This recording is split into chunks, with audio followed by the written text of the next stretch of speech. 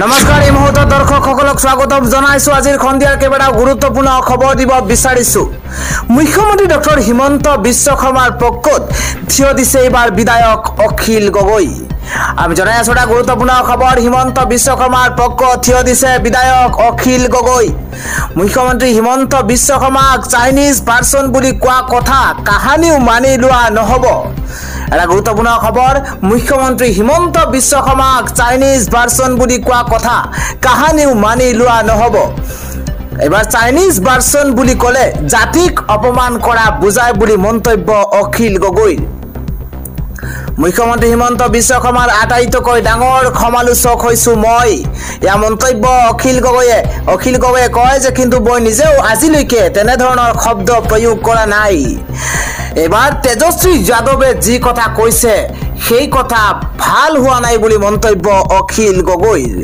কেৱল সিমানেই নহয় তেজস্বী যাদৱে আমাৰ সেন্টিমেন্টক আঘাত কৰিছে বুলি মন্তব্য অখিল গগৈৰ আৰজেডি নেতা তেজস্বী যাদৱে যোগীৰ চাইনিজ ভাৰ্সন আখ্যা দিছিল হিমন্ত বিশ্ব শৰ্মাক আৰু ইয়াৰ পিছতেই তেজস্বী যাদৱক জোৰদাৰ সমালোচনা কৰিছে বিধায়ক অখিল গগৈয়ে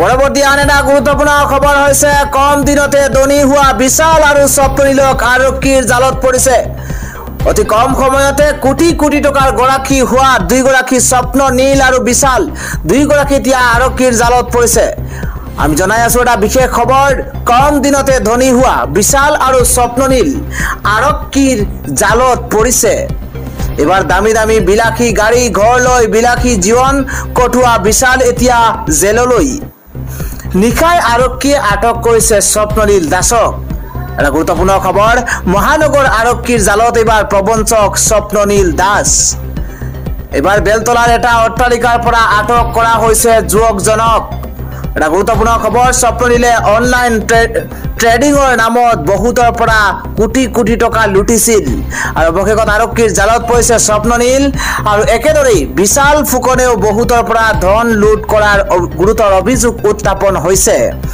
এটা গুৰুত্বপূৰ্ণ খবৰ জনোৱাৰ চেষ্টা কৰিছো এইদৰে দেখিবলৈ পোৱা গৈছে দুইগৰাকী আৰক্ষীৰ জালত পৰিছে আজি নিশা আজিৰ খন্দিয়াৰ খবৰটোকৈ গুৰুত্বপূৰ্ণ খবৰটো হৈছে মুখ্যমন্ত্ৰী হিমন্ত বিশ্ব শৰ্মা ধ্বংস হ'বলৈ গৈ আছে আৰু হিমন্ত বিশ্ব শৰ্মা ধ্বংসৰ মূল হৈছে এবাৰ তেখেতৰ পত্নী ৰিণিকী ভূঞা শৰ্মা এদৰে মন্তব্য কোনে কৈছে খবিষ্টৰে খবৰ লৈ অহাৰ চেষ্টা কৰিছো মুখ্যমন্ত্ৰী হিমন্ত বিশ্ব শৰ্মাক ধ্বংস হ'বলৈ গৈ থকাৰ মূলতে হৈছে পত্নী ৰিণিকী ভূঞা শৰ্মা আৰু মুখ্যমন্ত্ৰী হিমন্ত বিশ্ব শৰ্মাৰ ধ্বংস হ'বলৈ গৈ থকাৰ মূল হৈছে পত্নী মুখ্যমন্ত্ৰী হিমন্ত বিশ্ব শৰ্মাৰ ভোক লাগিছে বুলি মন্তব্য পৰিবাৰক সন্তুষ্ট কৰিবলৈ আইন প্ৰস্তুত কৰিছে হিমন্ত বিশ্ব শৰ্মাই এটা গুৰুত্বপূৰ্ণ খবৰ পৰিবাৰে ধন সম্পত্তি গ্ৰাস কৰি হিমন্ত বিশ্ব শৰ্মাক ধ্বংস মাতিছে আৰু কংগ্ৰেছ শাসনত আহিলে হিমন্ত বিশ্ব শৰ্মাৰ পত্নীৰ সম্পত্তি হিচাপ কৰিব এটা গুৰুত্বপূৰ্ণ খবৰ মুখ্যমন্ত্ৰী হিমন্ত বিশ্ব শৰ্মাৰ বিৰুদ্ধে এবাৰ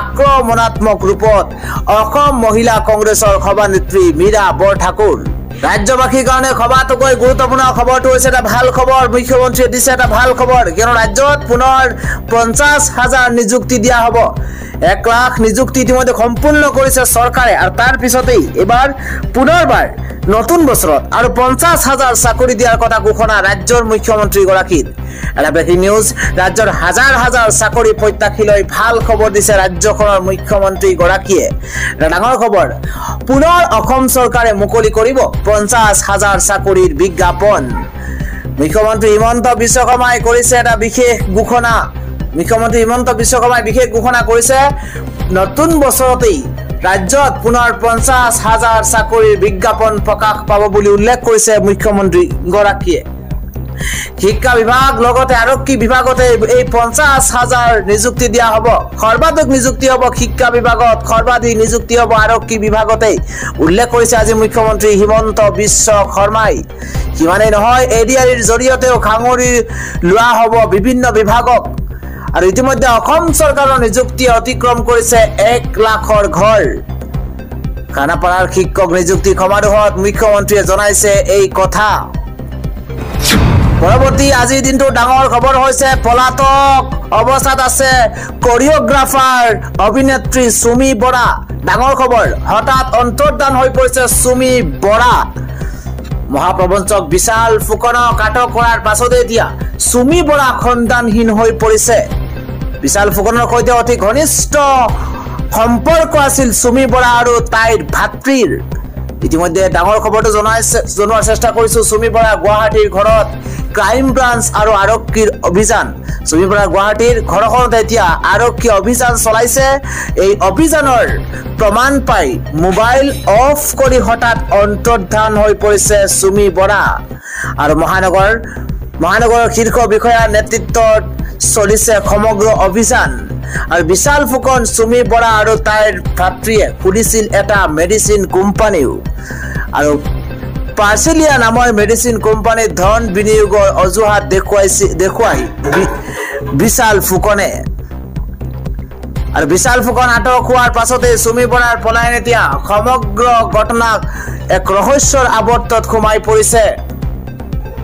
আন এটা ব্ৰেকিং নিউজ, এজাক মাত্ৰ বৰষুণ হৈছে গুৱাহাটী মহানগৰীত আৰু গুৱাহাটী মহানগৰীৰ বিভিন্ন প্ৰান্ত এতিয়া জলমগ্ন হৈ পৰিছে। যিফালে চাই সেইফালে গুৱাহাটী মহানগৰীত কেৱল পানী পানী আৰু পানী। এজাক মাত্ৰ বৰষুণ হৈছে, তাৰ পিছতে যোৰাবাটৰ দৃশ্য চাওক আপোনালোকে। যোৰাবাটৰ দৃশ্য এইদৰে, গুৱাহাটী মহানগৰীৰ মাজমজিয়াৰ দৃশ্য। গুৱাহাটী মহানগৰীৰ মাজমজিয়াত এখাটো পৰ্যন্ত পানীৰ পৰিলক্ষিত হৈছে। কৃত্ৰিম বান পৰিস্থিতিৰ সূচনা হৈছে গুৱাহাটী মহানগৰীতে। আৰু বৰষুণৰ পাছত গুৱাহাটী মহানগৰীত এক হাহাকাৰময় পৰিৱেশৰ সূচনা হৈছে। বানত ডুবিছে ৰাজপথ, বানত এইদৰে ককবকাই আছে জনতা। এইদৰে ট্ৰেফিক জাম দেখিবলৈ পোৱা গৈছে। যাতায়াত ব্যৱস্থা সম্পূৰ্ণ ব্যাহত হৈ পৰিছে। এজাক বৰষুণ হয়, তাৰ পিছতে বেলতলাৰ পথ সম্পূৰ্ণৰূপে প্লাবিত কৰি পেলাইছে। বিভিন্ন প্ৰান্ত আজিৰ দিনটোত লেতেৰা হৈ পৰিছে। গুৱাহাটী মহানগৰীত নলা নৰ্দমাৰ পানী উঠি আহিছে ৰাজপথত। আৰু তাৰ পিছতে এইদৰে এইবাৰ গেলা পচাৰ পানীৰ মাজেদি এইদৰে যাতায়াত কৰিবলগীয়া হৈছে জনতাই। আৰু এইদৰে এঘণ্টা ধৰি গুৱাহাটী মহানগৰীত বৰষুণ হৈছিল, দুমাহ বৰষুণ হৈছিল। আৰু তাৰ পিছতে গুৱাহাটী মহানগৰীৰ অৱস্থা অতিকৈ ভয় লগা হৈছে আৰু অতিকৈ বেয়া পৰিস্থিতিৰ সূচনা হৈছে গুৱাহাটী মহানগৰীত। স্মাৰ্ট চিটিৰ অৱস্থা এয়া আপোনালোকে দেখিছে। পৰৱৰ্তী ব্ৰেকিং নিউজ আহি গৈছে। দুৰ্গা পূজাৰ বাবে নতুন এছঅপি। প্ৰতিখন পূজা কমিটিলৈ বিশেষ নিৰ্দেশনা এইবাৰ চৰকাৰৰ।